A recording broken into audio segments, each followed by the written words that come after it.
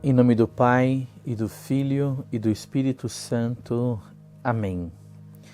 Uma grande alegria estarmos novamente juntos, avançando no estudo do Catecismo da Igreja Católica, nessa parte que fala sobre a oração na vida cristã.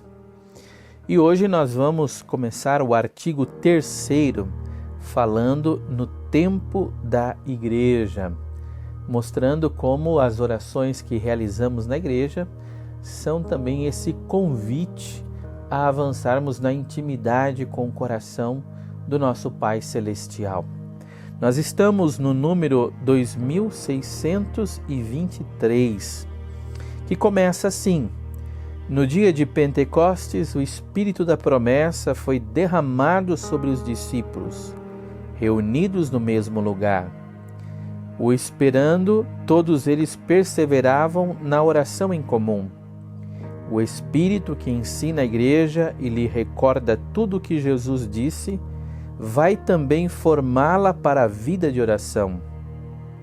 Na primeira comunidade de Jerusalém, os fiéis se mostravam perseverantes em ouvir o ensinamento dos apóstolos, na comunhão fraterna, na fração do pão e nas orações.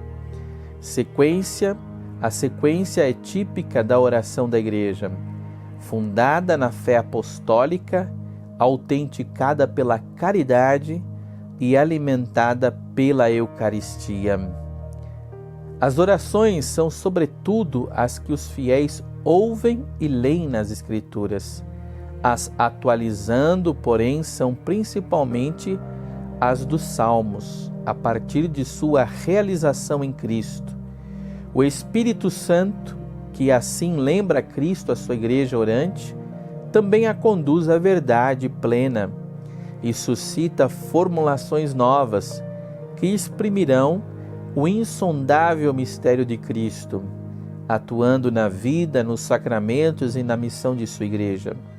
Essas formulações se desenvolverão nas grandes tradições litúrgicas e espirituais.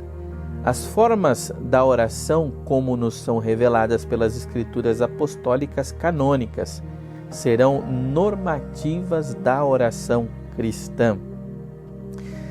É bonito ver, queridos, que desde Pentecostes a Igreja é chamada a essa intimidade com o Espírito Santo.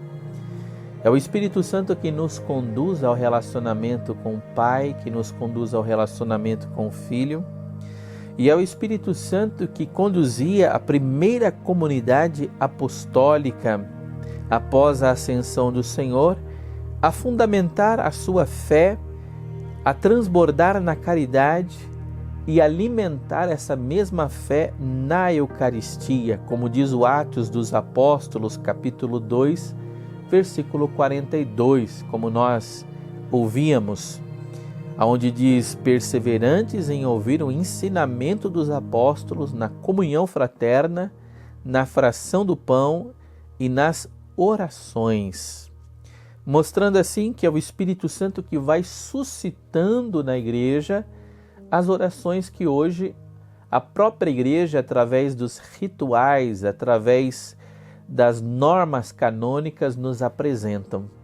Por exemplo, quando você pega um missal, quando você reza com um breviário, quando você participa de uma missa e ali, é claro, tem todas as orações separadas, as orações que foram selecionadas, orações aquelas que a igreja selecionou, seja tirando de um escrito de um santo, seja orações elaboradas através da doutrina da igreja, são fontes preciosas para manter a oração do povo de Deus em consonância com a fé. Então a igreja reconhece isso, que é o Espírito Santo que lembra Cristo à sua igreja e diz também a conduz à verdade plena e suscita formulações novas.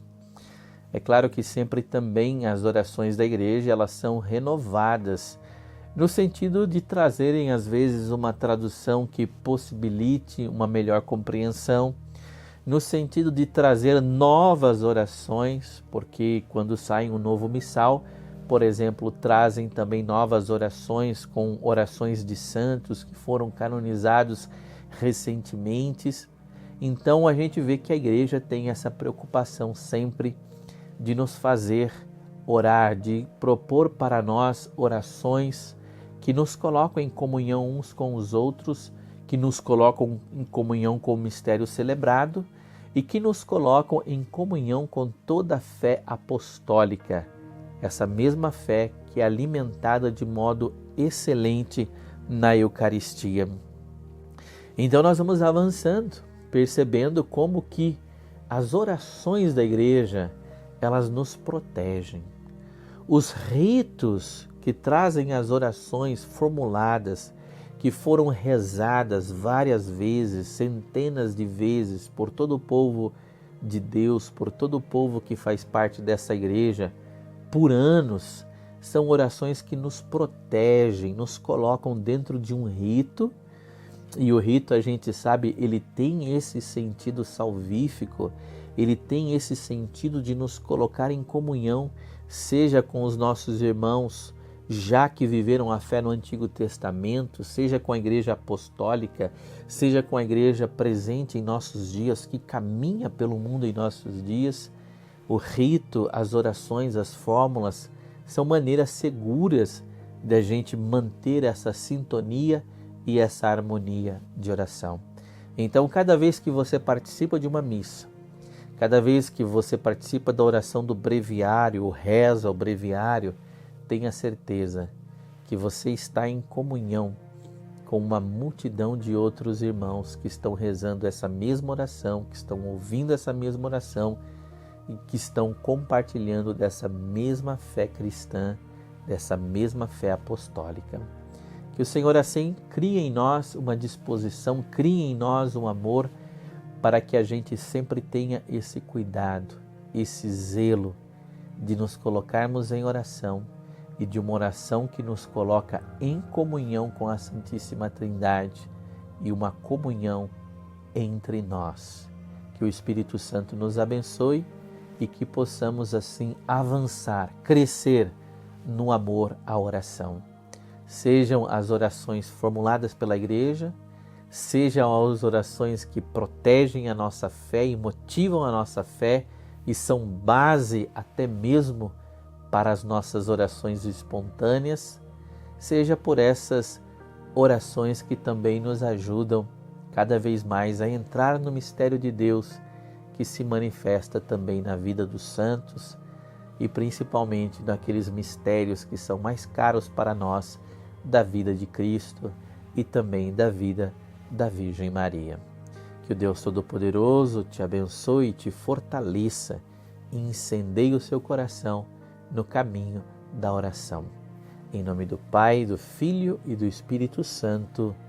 Amém.